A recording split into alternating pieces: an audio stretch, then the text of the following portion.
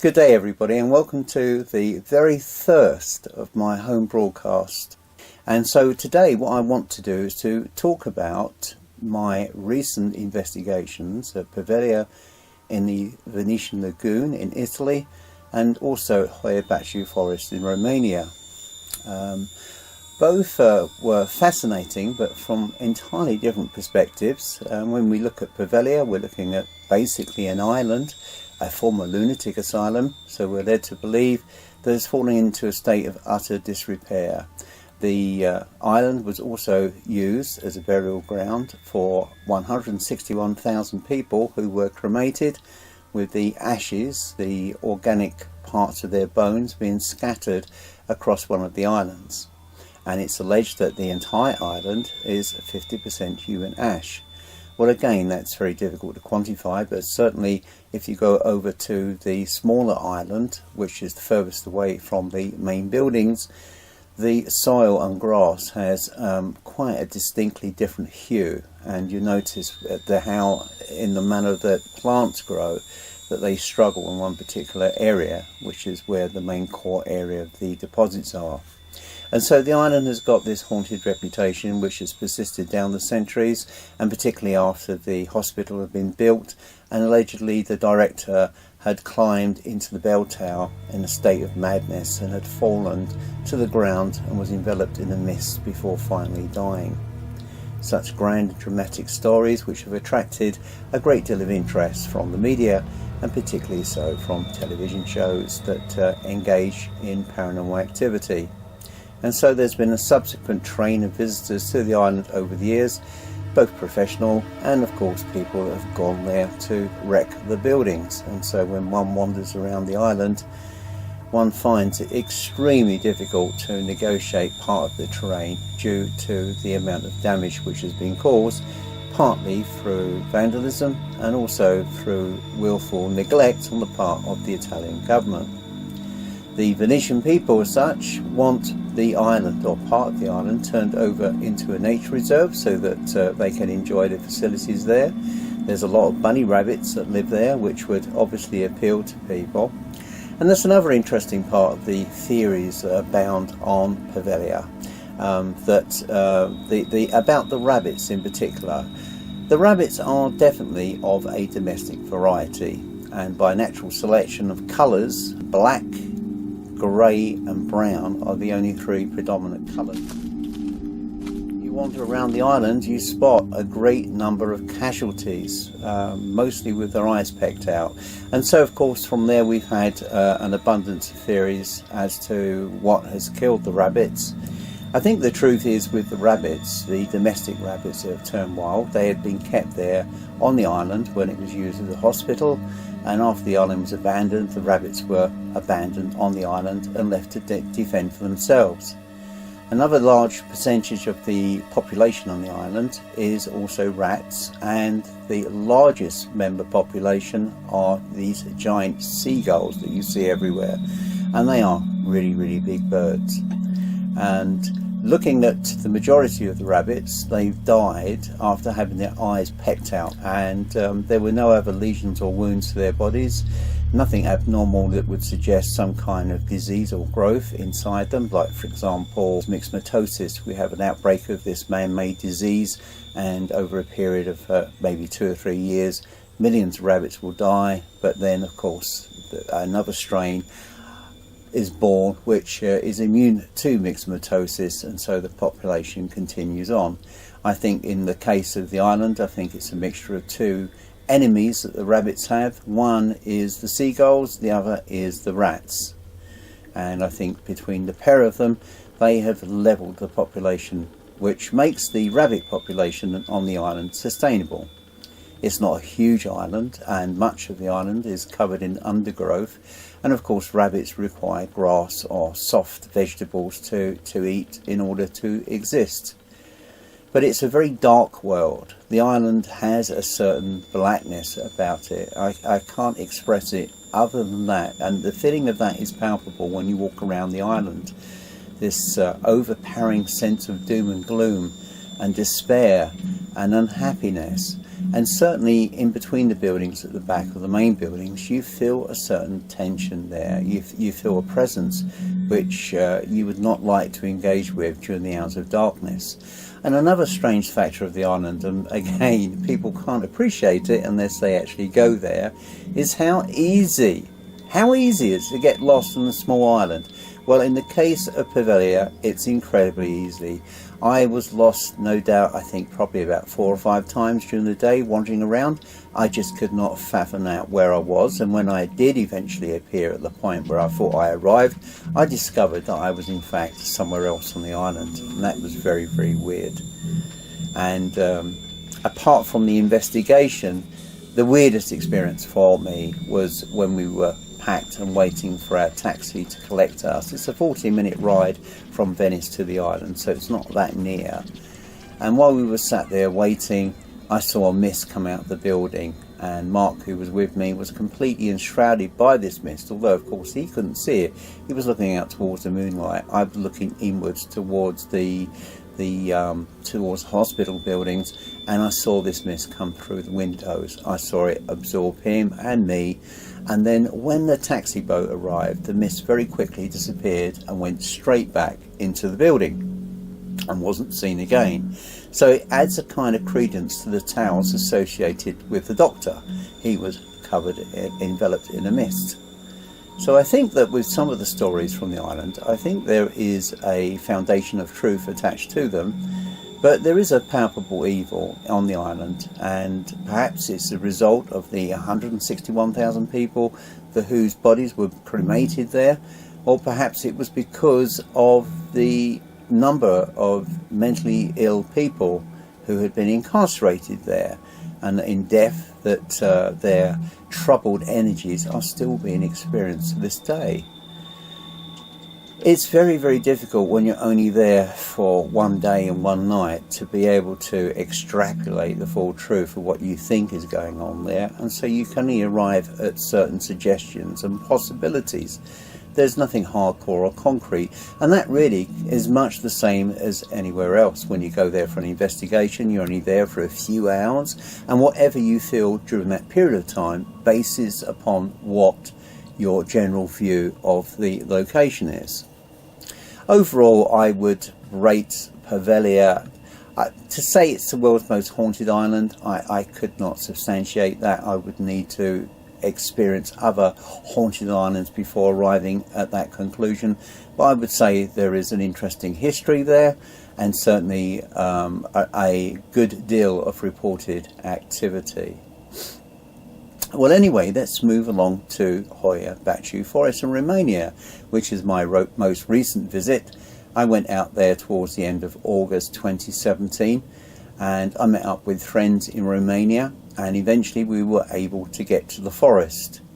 The strangest part for me, I live in an area which is notoriously flat, so wherever you go there's no great human effort in walking anywhere. But with Hoia Baciu, the easiest access route was by a side of a road and a lay-by, and to climb a very, very, very steep hill.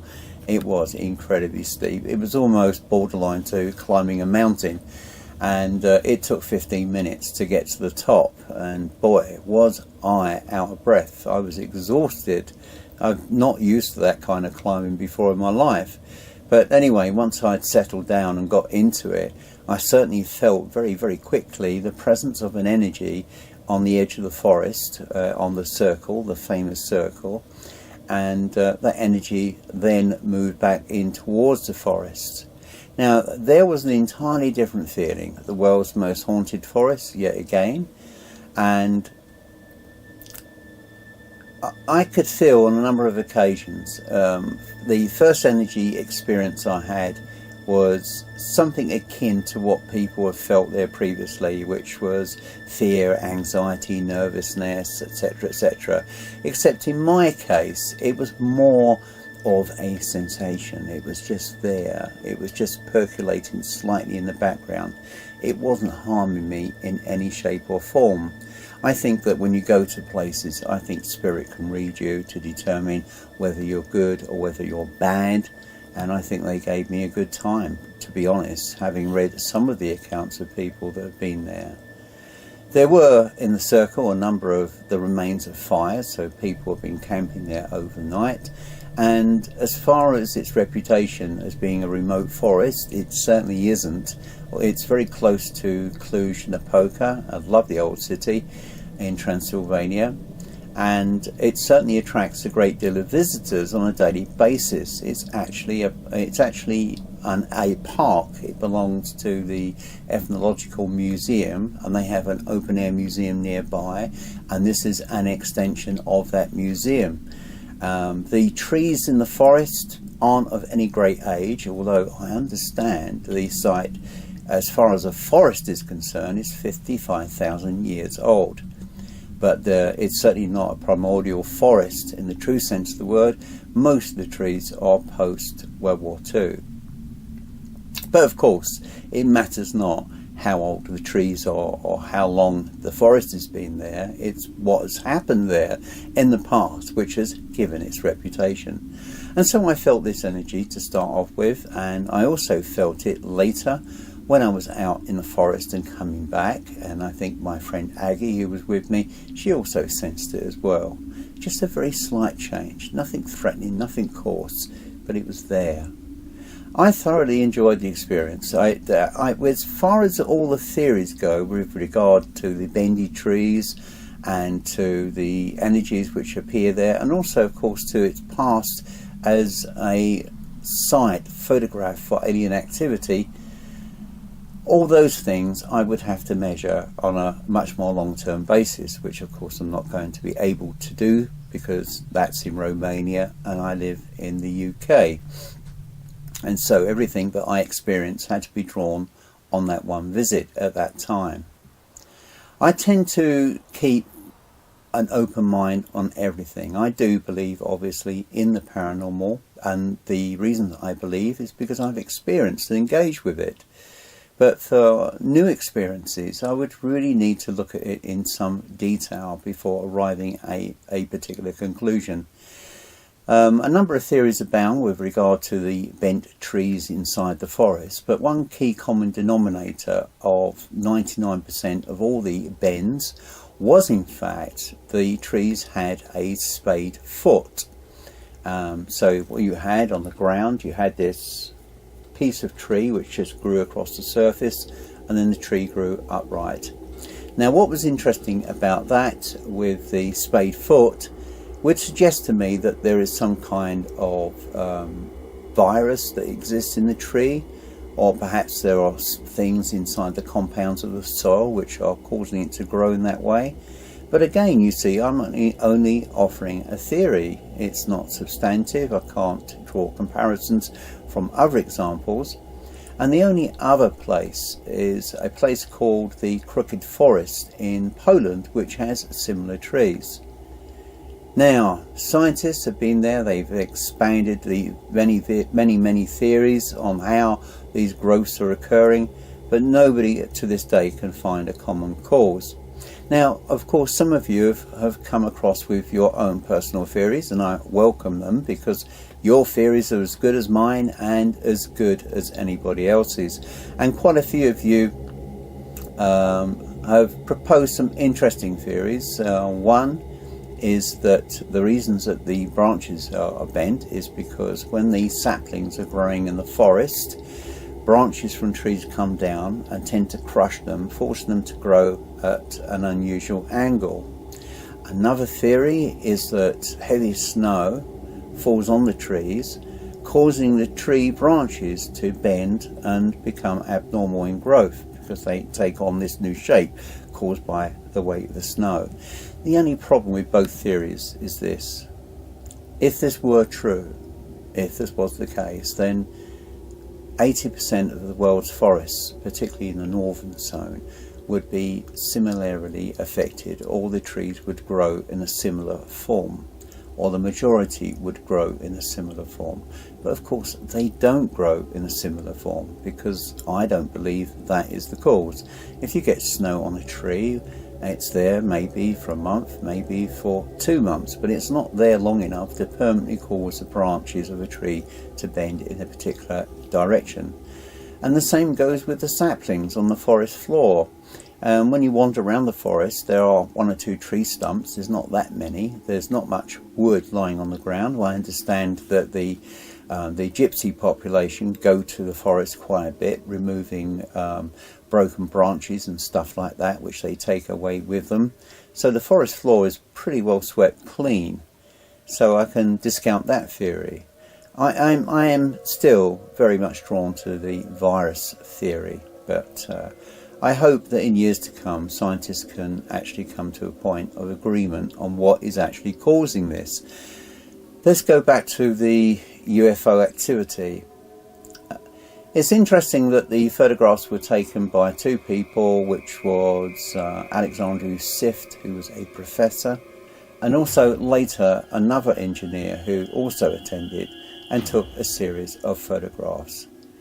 Now, in the case of Alexandru Sift, as I understand, he took thousands of photographs of UFO activity, but when he died, his widow threw the majority of his photographs out as garbage, and so only a few examples exist to this day. And with regard to the engineer's photographs, they were taken, I believe, in 1969, and which made the forest famous throughout the world for its UFO activity. But to be honest, I've seen very little evidence. In fact, I haven't seen any evidence since then that actually shows any further reoccurrences of UFO activity in the forest. That's not to say that there isn't UFO activity, it's just not actually showing any evidence of UFO activity. So I can't really comment any further. I didn't have anything that was alien or UFO related experiences in the forest when I was there. I believe that over the centuries many people died and were buried there. I think their presences are still very much stronger in the forest, and particularly in the circle, which you can definitely feel changes of energy wandering around in that circle. Which again comes back to another theory, that there's something weird about the circle, that because no trees would ever grow there. When in fact it's actually a natural meadow, and they occur everywhere. There are many meadows in forests where trees never grow, and it's because the habitat that grows there in the circle have built a natural defence, preventing trees and saplings from rooting there. It's nothing to do with the soil, and as I understand, in the case of Hoia Baciu, soil samples were taken on one television program, and they could find no actual cause as to why the trees were growing bent. The soil samples were exactly the same in the forest as they were in the clearing. So none of the theories from soil examples show any possible cause as to what stops the trees from growing in the circle and what causes the trees to bow and bend inside the forest. So there is distinctly a lot of things there which really need to be looked at, and I'm gratified by the help that I got from Marius from the Hoia Baciu project, who was able to share some of the theories, and of course his group are monitoring activity within the forest, and also taking guided tours of people around the area so that they too can also tap in and feel those same energies. I found the whole experience, it was short for me, as it were. We were only going to go for a few hours. I personally would have preferred the whole night, but I'm hoping next time to spend the entire night there. I want to go back there next year. I'm interested in actually in the open air museum too. I spoke to a lady from the museum with regard to an idea. I have a theory, and that theory is that buildings attract spiritual presences, and it matters not whether a building has been dismantled from one location and rebuilt in another.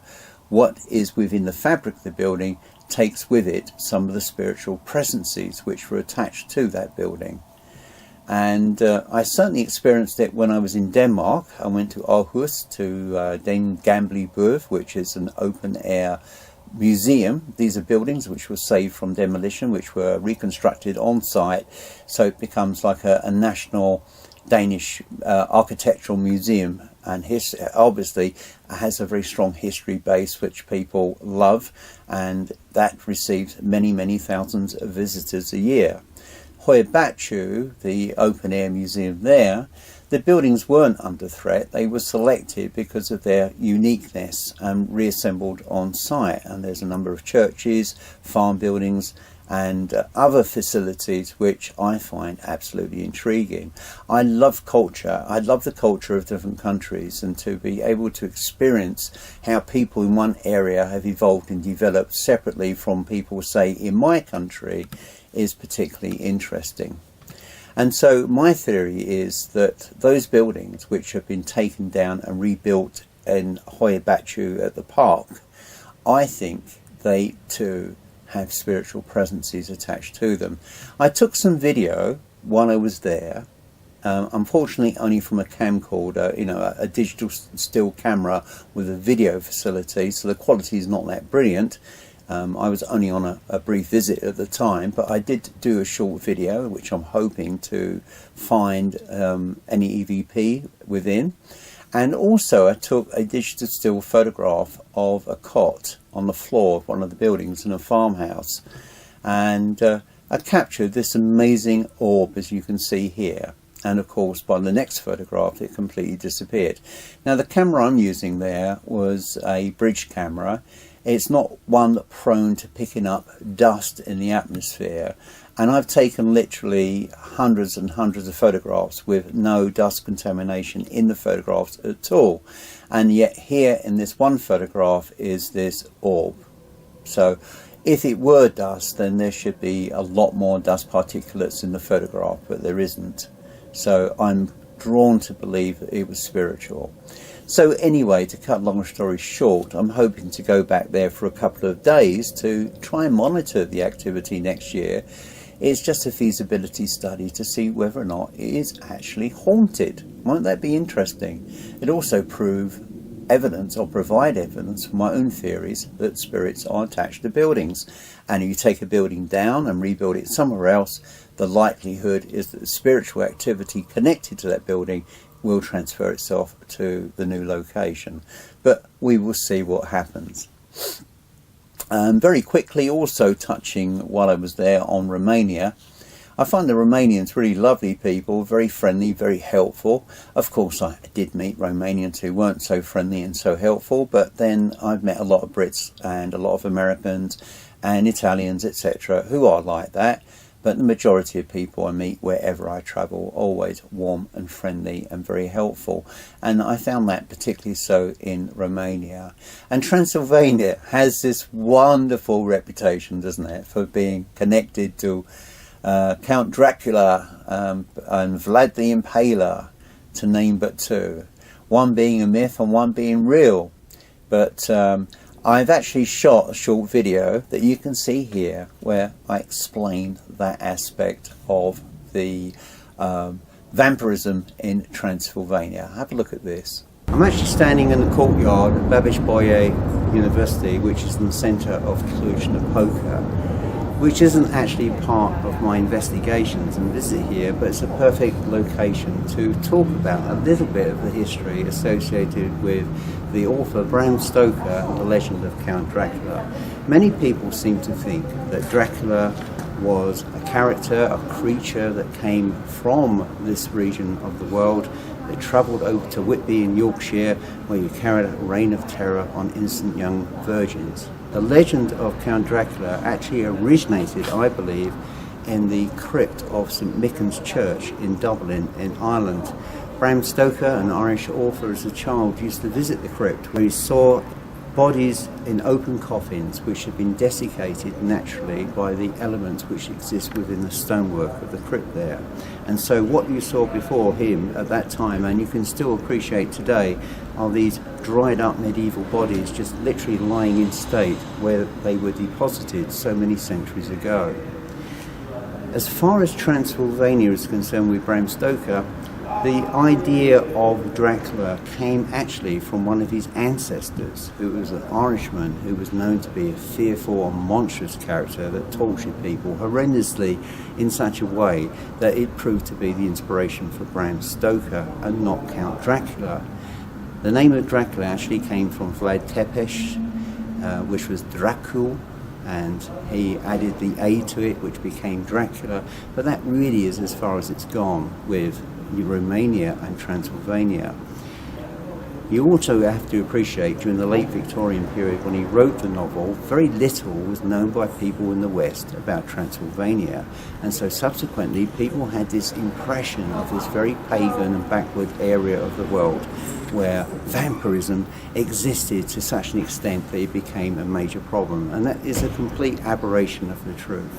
It's just an inspiration for a story that he wrote. He never visited Transylvania. He never had any communication with Romanians. He relied upon what he was told by friends. And the furthest that he ever travelled from where he lived in Dublin was Whitby in Yorkshire, where Dracula first appeared on the shore. So you have a conglomeration of stories which have been abstracted from different areas of the world, which is brought together as one solid. And now, of course, it's become legend in Transylvania. And to Transylvanians, people that live here, are particularly annoyed that foreigners come to this country with the assumption that the Dracula legend was real, that it was based entirely here, which could be nothing further from the truth. So if I can clarify that point with everybody, everyone will be happy. So Transylvania is not associated with Count Dracula. The name Count Dracula came from Vlad Tepes, Vlad the Impaler, whose name was Dracul, or Dragon, and he decided to add an A to the name to create Dracula. And of course, during the 1930s, the legend of Count Dracula was expanded further by the Romanian/Hungarian actor Bela Lugosi, who actually played the character of Dracula. So there you have it in one. You have a legend, you have a story written by a famous Irish author, and then, of course, exploited by Hollywood in the form of Count Dracula and Bela Lugosi. So that, I hope, has settled a few untruths about Transylvania, and I can assure you that if you talk to most Transylvanians about the legend of Count Dracula and vampirism, they will look at you with disdain and walk away, because nothing is further from the truth. And that is the legend of Count Dracula. As you can see, that was quite interesting. You can understand how these stories get welded together, but you can imagine that from a Romanian perspective, it's highly annoying that people associate their country with vampirism. And of course, it isn't helped by television to a degree. I mean, I was watching a program only 2 weeks ago. It was an American action thriller which was based in Romania, and people in the countryside were still wearing 19th century clothing, and everybody rode around on a pony and trap, and everybody lived in forests and lived in log cabins and that kind of thing, which is absolutely preposterous. Most Romanians live in normal housing like we do. It's no different at all whatsoever. They drive cars. Yes, in remote rural districts you still see the elderly people riding around on pony and trap. The very poor people that live in some of the remote villages, but they are the minority. The majority of Romanians live and enjoy life just as much in the same way that we do. It's absolutely no different at all. And the other bonus with Romania too is that it has a very low violent crime rate. So if you're wandering around any one of their cities late at night, the possibility of you being attacked or robbed or whatever is extremely remote. And again, on the other side, it also has a good turnout from the police. There are quite a few police officers that you see out and about. I had no problems with the police. I found them to be polite and friendly. I didn't find any hostility from anybody in the country. I found people to be very warm and very open. So yes, I'd love to go back to Romania again and make my contribution to their culture by assisting them with exploring one aspect of that park to see whether or not it is haunted. So I'm keeping my fingers crossed on this, and if I get any future developments, of course I will announce them to you. Another thing that I did was to visit a cemetery. In fact, it's the oldest cemetery and the largest in Cluj in Transylvania. It's called Central Cemetery, convenient name, and here is my intro from there. We've now travelled over to the Central Cemetery in Cluj-Napoca. The interesting part about this cemetery, it's the oldest recorded cemetery in the city, and it has the graves of a number of famous people associated with the history of Transylvania. And what I'm hoping to do with Aggie, who's holding the camcorder, is to wander up, go to some of the more notable tombs and crypts, and see whether or not we can elicit some degree of electronic voice phenomena from any of the graves here. It would be intriguing, of course, to see whether or not we would receive responses in English, or whether the responses would be in Romanian or even Hungarian. Fortunately, Aggie can translate all of those, and what we're going to do, obviously after filming at a later date, I'll review everything, and hopefully on this video you'll see the fruits of our labours. So what we're going to do now, we're going to continue up this slope which takes us all the way up to the old Park Cemetery, and we're going to commence some work. So I've decided to run the camcorder so you can get a flavour of what this place looks like. Overall, rounding off experiences, I wanted to go to a haunted castle ruin, but unfortunately I couldn't get there because the site had been security sealed to prevent people from trespassing. So that was a no-go. But I did have an interesting experience there, and I do find the country, and indeed Eastern Europe, I find absolutely fascinating, because so much of what was destroyed in the West was preserved in the East, and so you still got this slice of an earlier life, which I particularly enjoy. And as I say, I'm looking forward to going back and carrying on and shooting some more investigations in the forest and on that other project that I discussed with you. Anyway, I'm droning on. This is just a trial broadcast. I just want to see how it comes out and what your impressions are. If you enjoyed it, please leave comments in the box, and I will do more. I have nothing much further that I can add. I'm certainly looking forward very quickly to travelling to Chicago very shortly. I'm hoping to do a piece from Bachelor's Grove from people that have captured and experienced activity there, and I'm hoping to go for a wander around the woods with my GoPro, because there have been people or spirits of people seen inside those woods, so it'd be interesting to see whether or not the GoPro will pick up E.V.P, or perhaps even the apparition of somebody. That would be interesting. Bachelor's Grove fascinates me because you can feel, whenever you travel anywhere, there's a feeling of completeness. When you wander into a building, there's a certain feeling of completeness and normality, that everything is as it should be. When you walk into Bachelor's Grove, you don't get that feeling at all. Everything feels ripped apart, torn and twisted, and you can feel the hurt and you can feel the anger and the pain that's attached to that place. And I'm fascinated with the activities that have been recorded there, so I'm hoping to spend a day there with friends to be able to film a little bit more, which I can share to you as another program. But that's really it from me, and I look forward to speaking to you again very soon. Thank you.